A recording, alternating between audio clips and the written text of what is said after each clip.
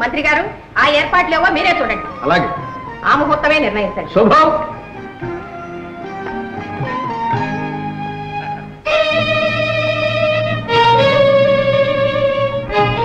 అల్లుడు వచ్చేదాకా అమావాస్య ఆగదు. ఆలోచిస్తూ కూర్చుంటే యువరాజు గారి పట్టాభిషేకం మామూలుగా జరిగిపోతుంది. దానికి ఇంకా వ్యవధి ఉందిగా. ఈలోగా ఆ అవకాశం మనం ఉపయోగించుకుందాం. ఏం చేయమంటారు? యువరాజు పట్టాభిషేకం ఘనంగా చెయ్యాలి అనే సాకుతో పన్నులు విధించి ప్రజల నుంచి ధనం వసూలు చేద్దాం. పన్నులు కట్టలేక ప్రజలు సతమతమైపోవాలి. తమ కష్టాలకు కారకుడు యువరాజే అని భావించాలి. ఈ కర్కోటకుడు ప్రభు అయితే దేశం అల్లాడిపోతుంది అని హడలిపోవాలి. ప్రతాపరుద్రదేవులే రాజైతే ఎంత ఇదిగా ఉండేదోననేటువంటి భయం భయం కాదు, భావం జనంలో కలగాలి. అవును, ఆ భావనే కలగాలి. తమరు నిశ్చింతగా ఉండండి ప్రభు. యువరాజు పేరున రాజ్యంలో నిరంకుశత్వం విలేతాండం చేయించే భారం నాది. తమ మీద ప్రజలకు వల్లమాలిన అభిమానం మామూలుగా కలిగించే బాధ్యత నాది. వసూలు చేసిన పైకాన్ని ముడుపు గట్టి మీ ముందు పెడతాం. మమ్మల్ని మామూలుగా మాత్రం మర్చిపోకండి. ప్రభు, ఈ క్రొత్త పన్నులకి యువరాజు గారి ఆమోద ముద్ర కూడా ఉంటే అదెంతసేపు అనలంగారా, రండి రండి. మన పట్టాభిషేకం విన్నాం. కానీ తమ్ములం గారు, జన్మానికి ఒకే ఒక పట్టాభిషేకం. అవునవును, అది ఎంత దివ్యంగా జరగాలి. ఆ ఉత్సవాన్ని కళ్ళారా చూడాలని మన ప్రజలు ఉవ్విళ్ళూరిపోతున్నారు. బ్రహ్మాండంగా జరిపించు. కానీ చాలా ఖర్చు అవుతుంది. ఎంతైనా పర్వాలేదు. అమ్మగారిని అడిగి ఎందుకు? మేమిస్తామని ఆనందంతో ప్రజలు ముందు కురుకుతుంటే మన కోశాగారంలో నుంచి ఎందుకు ఖర్చు చేయాలి తమ్ములం గారు? అహో, మా ప్రజలకు మా మీద ఎంత అభిమానం. అయితే వెంటనే వసూలు చేయండి. మరి ఈ పత్రం మీద మీ ఆమోద ముద్ర వేస్తాం.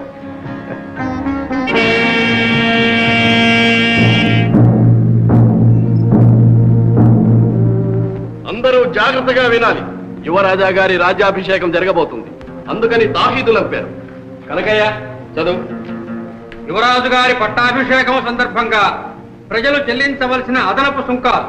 ఎవరు ఏ వృత్తి చేసినా ఆ వృత్తి చేస్తున్నందుకు సుంకం చెల్లించాలి. ఆవు, మేక, గుర్రం, గాడిద, కోడి, బాతు ఇలాంటివి పెంచుతున్నందుకు, నీటి వనరులు ఉపయోగిస్తున్నందుకు, ఇళ్లు కట్టి నివసిస్తున్నందుకు, ముప్పూటలా భోజనం చేస్తున్నందుకు, ఒంటి నిండా గుడ్డ కడుతున్నందుకు, ఏటేటా పిల్లల్ని కట్టున్నందుకు, వినోదాలకు, వివాహాలకు పేరున సుంకాలు చెల్లించాలి. ప్రతి ఒక్కరూ తమ ఆదాయంలో 4వ వంతు రాజభాగంగా ఇవ్వాలి. బుషయ్య, పోనీ ఓ పని చేయకూడదు? ఏదైనా అమావాస్య అర్ధరాత్రి పూట చూసి నువ్వు రాకూడదు? ఇంతే. ఎందుకు? అదే అందరం కలిసి వెళ్ళి రాజుగారి ఖజానా కిరికిరి చేద్దాం. ఏమిటా వేళాకోళం? వేళాకోళం కాదు. నువ్వే దొంగ వరకు ఉంటే నిన్ను మించిన దోపిడి దొంగలాగున్నాడే యువరాజు. ఏమన్నా ఉన్నమాటన్నా? రాజుగారి ఆజ్ఞను ధిక్కరించి మాట్లాడతావు. రాజు ఇక్కడ ప్రజలందరూ అర్థాకలితో అలమటిస్తూ ఉంటే అక్కడ నృత్యగాన కేళీ విలాసాలలో తేలిపోయేవాడా రాజు? కట్ట గుడ్డ లేక చింటి గుడ్డలతో ప్రజలు అవస్థ పడుతూ ఉంటే చీనాంబరాలతో వినోదించేవాడా రాజు? రాజు కాదు, బూజు. కండలు కరిగించి అహోరాత్రాలు కష్టించే ప్రజల ధనాన్ని దోచుకుని పట్టాభిషేకం చేసుకోవాలనుకుంటున్నవాడు రాజు కాదు, రాక్షసుడు, ప్రజల కంటకుడు. ప్రజల కష్ట సుఖాలను గమనించని ఆ నిరంకుశాగ్ర మేము పాటించం. ఒక్క చిల్లి గవ్వ కూడా కప్పం చెల్లింది. ఇది మా నిర్ణయం. ఏం చేస్తారో చేసుకోండి. రాజమాట అక్షరాల సత్యం. వీడి మాటలు నమ్మకండి. ఇతండ వాదంతో మీ అందరిని పెడదాలు పట్టించాలని చూస్తున్నాడు. నువ్వు ఉద్ధరిస్తున్నావు. ఎక్కడో యువరాజు గారి పట్టాభిషేకం అని ఇక్కడ కష్టపడే వాళ్ళ కడుపులు కొడుతున్నావు. జాగ్రత్త, దేనికైనా ఒక హద్దు ఉంది. అవును, మీరు హద్దు మీరిపోతున్నారు. తర్వాత బాగుండదు. ఇంత పొగరా? చూస్తారే, బంధించండి. వీళ్ళిద్దరిని బంధించండి. అది ముందుకు వచ్చారా? పొలాలు వెళ్ళి యువరాజుతో చెప్పండి. నోరు లేదన్న భ్రమతో అమాయకులైన ప్రజల్ని దోచుకు తినాలనుకుంటున్నారేమో. అదేమీ సాగదు. ప్రజాశక్తి విజృంభించిందా మీ ప్రభుత్వాన్ని కుక్కటి వేళతో పెళ్లగించి వేస్తుంది. ఇది నా మాట, నా హెచ్చరిక. వెళ్ళండి. ఎవరైనా సరే ఆ రాజద్రోహిని బంధించిన వారికి 10,000 వరహాలు బహుమానం.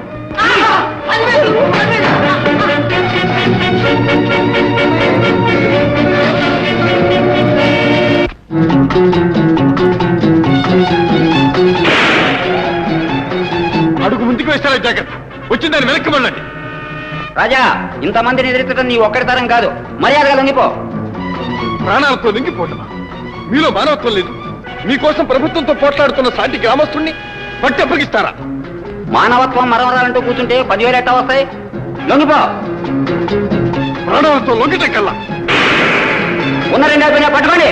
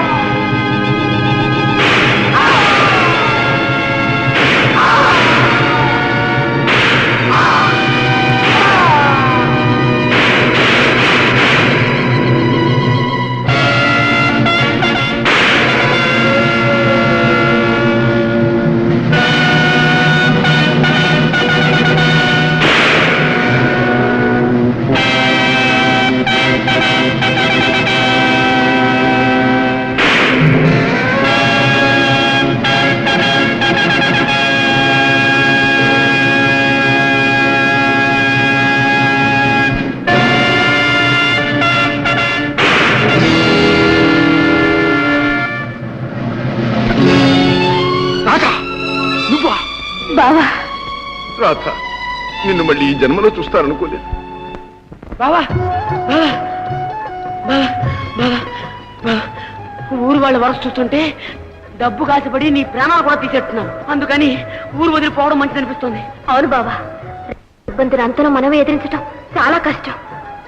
అందుకే దారి తెలియక అల్లాడే ప్రజలను ప్రబోధించి పీడించే అధికారుల గుట్టు బట్టబయలు చెయ్యాలి. గంటికోటలో సర్వమాన సౌభాగ్యానికి మనమే విజయసంగం పూరించాలి. వేషాలు మర్చి బయలుదేరండి. వదండి.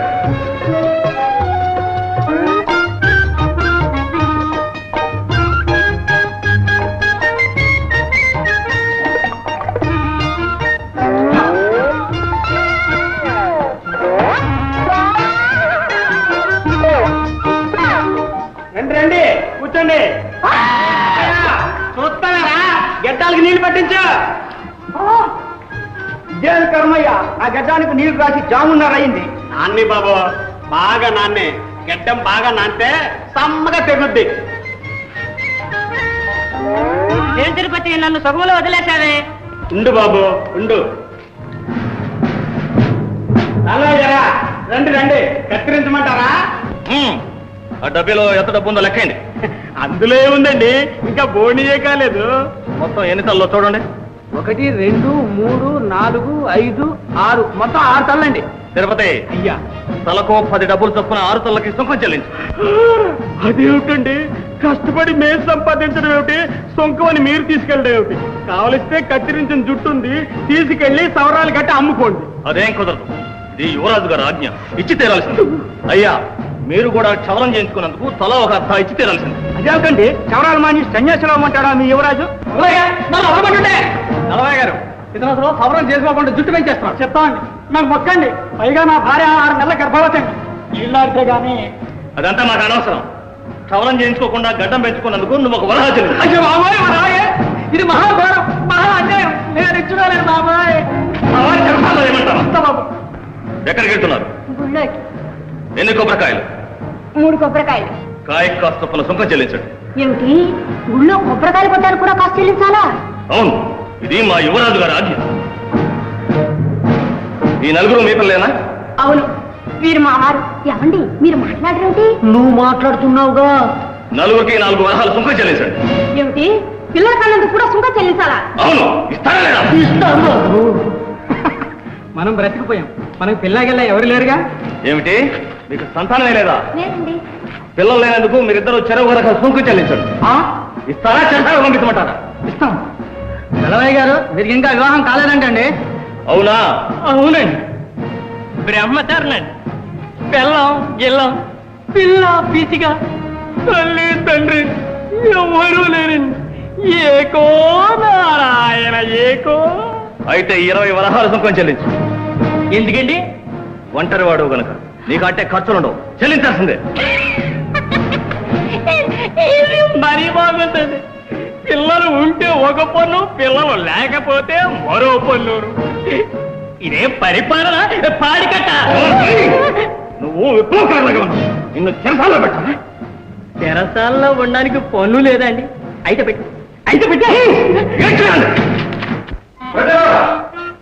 సోదరులారా, ఆనాడు మన గండికోట ప్రభువులు పరిపాలనలో శ్రీరామచంద్రుని మరిపించారు.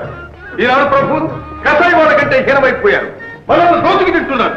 రాజ్యం రావణ రాజ్యం చేశారు. స్త్రీలను బలాత్కరిస్తున్నారు. నాలాంటి బలహీనని నానా హింతులు పెడుతున్నారు. అధికార మతంతో అవినీతి పరులైపోతున్నారు. వారి దౌర్జన్యాలకు హద్దు లేకుండా పోతుంది. లేకపోతే ఏమిటి అర్థం లేని పన్నులు? చుట్టు పెంచితే పన్ను, పొట్టు ఉంచితే పన్ను. బోడి గుండెకి పన్ను, బోసి ముఖానికి పన్ను. బిడ్డల కంటే పన్ను, బొడ్రాలుగా ఉంటే పన్ను. దానం చేస్తే పన్ను, ధర్మం చేస్తే పన్ను. కర్మం కాలి చస్తే ఉన్నదంతా ఊర్చుకుపోయే పన్ను. ఎంతకాలం అన్యాయం సాగరిస్తాం? సకలం చూపుతున్న కొద్ది మనల్ని అడుగు పాతానికి అడగదొక్కుతున్నారు. మనల్ని పీక్కు తింటున్న ఆ రాకుండా రెక్కల్లో కిరికిరి చేయాలి. ఏం చేయాలి? కళ్ళు మూసుకుపోయిన కబుందులకు కళ్ళు తెరిపించాలి. మనల్ని ఉద్ధరించడానికి ఎవరో దిగి వస్తారనుకోవడం కేవలం పొరపాటు. మన ఇల్లు మనమే చక్క చేసుకోవాలి, మన బ్రతుకు మనమే బాగు చేసుకోవాలి. ఇంతకాలం నిద్ర పోతూనే ఉన్నాం. ఇప్పుడైనా నిద్ర నుంచి మేల్కొని అధికారుల దౌర్జన్యాన్ని ప్రతిఘటించాలి. ఒక్క శక్తిగా విజృంభించాలి, ఒక్క వ్యక్తిగా ముందుకు సాగాలి. సామాన్యుడి సాహసం ఏమిటో అది కోటలో నిద్రపోతున్న కుర్రరాజుకు తెలియపరచాలి. ఎవరి కథానాయకుడు? వీడెవడో విప్లవకారుల్లా ఉన్నాడు ప్రభు. ప్రభు, వీడిని ఇలా వాగనిస్తే మన పథకమే తారుమారవుతుంది.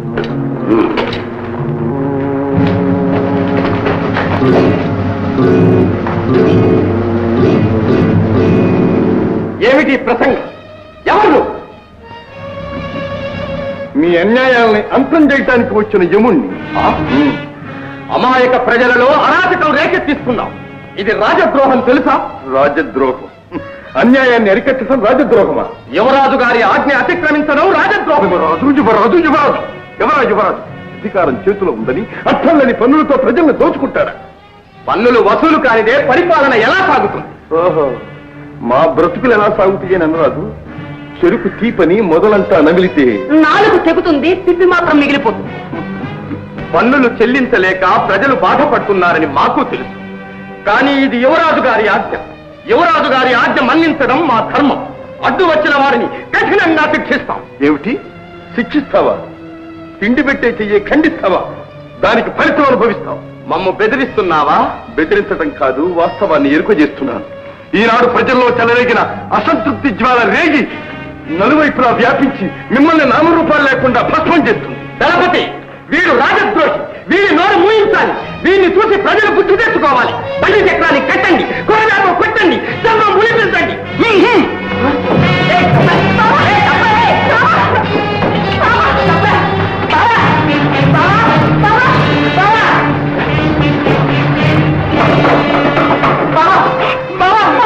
ఎంత పనిది బావా?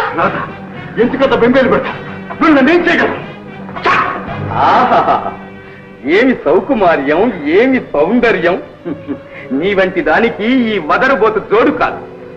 ఈ పాలపిట్టను పదిలంగా మా మందిరం చేస్తండి. నా చెల్లిని తప్పించుకుంటే చాలా తిరిగి అవుతుందిరా. అసలు నేను ఎవరు తెలుసా? బంధించండి. నీచుడా, నీ పాపం పండింది, ఫలితం అనుభవిస్తా. ఎంత పొగరు! దళపతి, చూస్తారే, రక్తం చిందేలా పెట్టండి.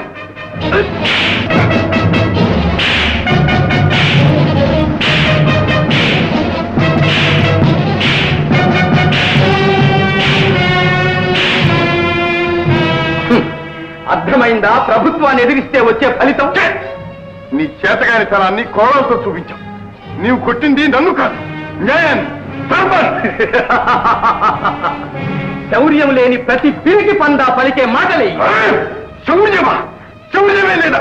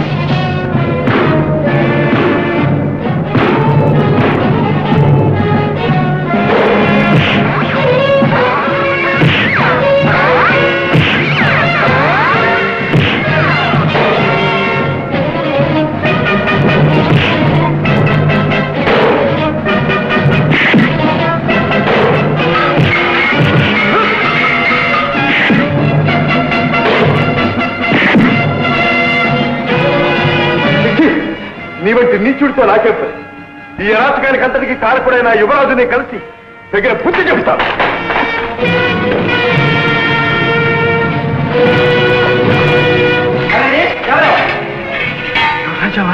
క్షమించండి యువరాజా. సరే, అటుకాదు యువరాజా.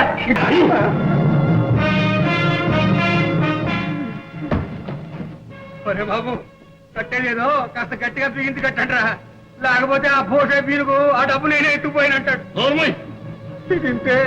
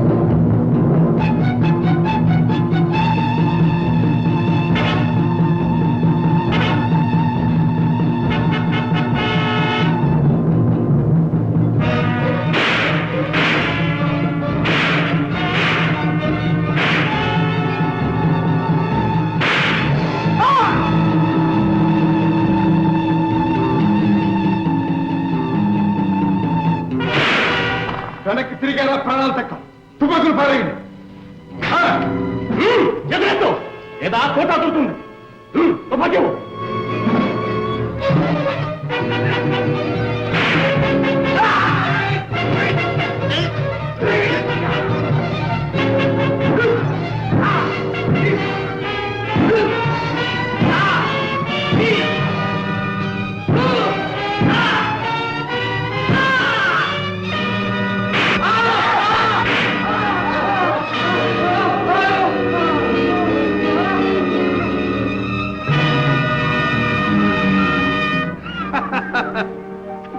జయం మనదే రక్షించావు రాజా సమయానికి వచ్చావు లేకపోతే వాళ్ళు డబ్బంతా కొల్లగొట్టి ఉండేవారు నా ఉద్యోగం ఊడిపోయి ఉండేది పారిపోయారా దొంగలు ఆ దొంగ గాడిదలు నన్ను కట్టేస్తూ ఉంటే చూస్తూ ఊరుకుంటావా నేనెక్కడ చూశాను గురువా అప్పుడు మూసిన కాళ్ళు ఇప్పుడేగా తెరిచాను ఉద్ధరించావు డబ్బంతా పోగే అలా చూస్తారావయ్యా పోగు చేయలే రాజా గొప్ప ఆపద నుంచి కాపాడి వెళ్ళిన పని ఏమైంది నేను వెళ్ళటం పని కాకపోవటమా ఇదిగో వసూళ్ళు ఈ సిద్ధాపురంది ఇది పచ్చిపాడుది లెక్క చూసుకో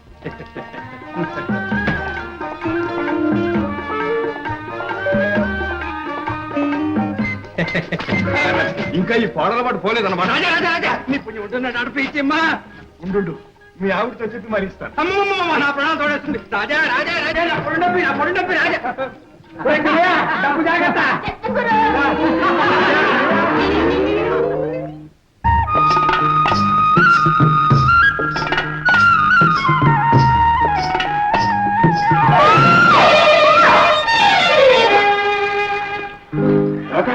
నువ్వా దెబ్బ తగిలిందా ఏటి పైన పడి పైగా దెబ్బ తగిలిందని అడుగుతున్నావా చూడలేదు రాత ఏ కళ్ళిపోయాయా కళ్ళిపోయా నీ కళ్ళునాయిగా చారదేసి నువ్వు చూడక్కర్లా ఎదురొచ్చేవాడు నీకు కనపడలా నా నెత్తి మీద మోపుంది ఎట్లా చూసేది నువ్వు చూడకపోతే నాదే తప్పు తర్వాత తాపిగా తాగులు అడుచుకొని నా పొడి డబ్బి రాజా ఓడి కేసుకెళ్ళగా రాదమ్మా ఎందుకమ్మా ఈ పచ్చాకులు ఈ పచ్చాకుల మా ఇంట్లో ఉందిగా ఒక గుర్రె పోతు దాన్ని మేపడానికి నేను గొర్రెపోతు నుంచి నువ్వు బర్రె పంటవా ఓయ్ బావా ఏ మరదలా సిగ్గు లేకపోతే సరే. ఎందుకు? నడి వీధిలో చిన్న పిల్లాడ్లా కుప్పి గంతులేంటి పెళ్ళై ఉంటే ఈ పాటికి 10 మంది బిడ్డలు తండ్రి అయ్యేవాడివి అవునవును ఆ 10 మంది పెట్టిన నువ్వేగా కనుండేదానివి ఏది ఇంకోసారేను 1,00,000 సార్లు అంటాం ఏటి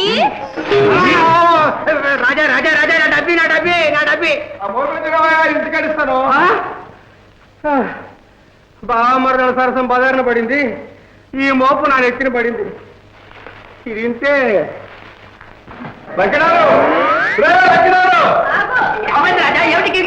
తొందరగా రావాలి ఏమిటది మీ చెల్లెకి టైం పట్టింది ఏటి నాకు దయ్యం పట్టిందా అయ్యో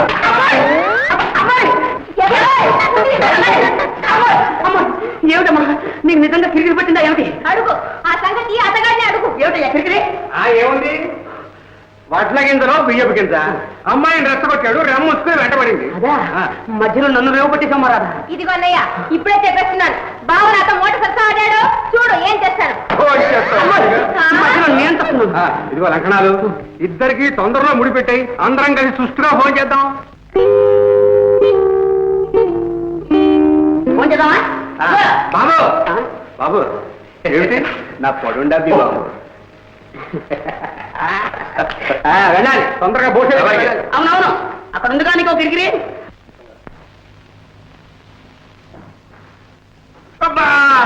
మోటు మీద ఇంకా గట్టిగా బిగిస్తావేరా నొప్పి పెట్టిందా బాబు రే కొండయ్య ఇది తుపాకీ దెబ్బని ఎక్కడైనా చెప్పగలవు జాగ్రత్త చెప్తానా అయ్యగారి ప్రాణాలకి నా ప్రాణం అడ్డం కాదు ఏ లాభంరా బ్రహ్మాండమైన అవకాశం చేజారిపోయింది ఆ రాజాగాడే రాకపోయి ఉంటే వచ్చిన వాడు అయ్యగారిని తుపాకీతో కాల్చాలా చేతికి తగిలింది అదే గుండెకి తగిలి ఉంటే అయ్యా అయ్యా కనక చూస్తున్నాడు నమస్కారం బాబు రా కనుక ఇవాళ ఒక పెద్ద ఘటన గడిచింది మా ఆవిడ తాళి కట్టింది లేకపోతే మీ మొహం చూసేవాడే కాదు అదేమిటి ముష్టి ఎదవా మూల నష్టపు ఎదవా మర్చిపోయిందా వాడికి తోడు గుంటలక్కడ గుంపు ఒకటి ఎవరయ్యా దోపుడు దగ్గరయ్యా అమ్మా ముఖానికి గుడ్డలు కప్పుకుంటే నేనా దడుస్తాను పైగా తుపాకులతో వచ్చి పడ్డారు. దెబ్బతో నేను మోసపోయాను. దివాణం డబ్బుతో తుపాడానికి వచ్చారు గాడిద కొడుకులు. వాళ్ళను చూసి జనం చల్లా చెదరై పారిపోయారు. నేను నా ముందు డబ్బు సంచులు మిగిలిపోయాం. దోచుకుపోయేవారే కానీ ఈ కనకయ్య ముందా కుయ్యలు. ఇదిగో ఎక్కడి నుంచి వచ్చిందో ఆవేశం కానీ ఆంజనేయుల్లాగా ఎగిరి ఒక్క పోతున్నాను. పొట్టలో ఒక్క పొట్టు, కోపి మీద ఒక్క గుంపు, నడు మీద ఒక్క తాపు, ప్రాణాలు తీసేస్తాను రా గాడిది కొడకల్లారా అన్నాను. ఆ దెబ్బతో భూషయ్య గారు అదే పరుగు అదే పరుగు అదే పరుగు తిరిగి చూస్తే చిమ్మడితోడు. నేను నిద్రపోయాను అంతే. ఇది ఇంతే. మంచి పని చేశావు, బుద్ధివంతుడు. రేపు ఆ డబ్బు దివాణం బొక్కసంలో జమగట్టాలి. మనం ఇంత కష్టపడి డబ్బు వసూలు చేసి పంపడం, అక్కడ ప్రభువులు వారి వినోదాలకు విలాసాలకు విరసల్లకు.